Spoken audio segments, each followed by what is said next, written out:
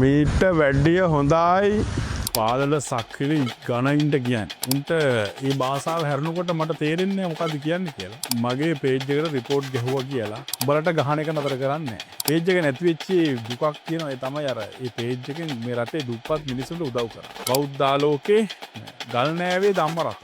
මුට්ට ගෑනු හැමතැනම. බුදුහාමුදුරුවන්ටවත් උන්වහන්සේගේ දර්ශනයටවත් තියෙන ආදරයකට නේ තොපි ඕක දාගෙන තියෙන්නේ තොපේ පැවැත්මට.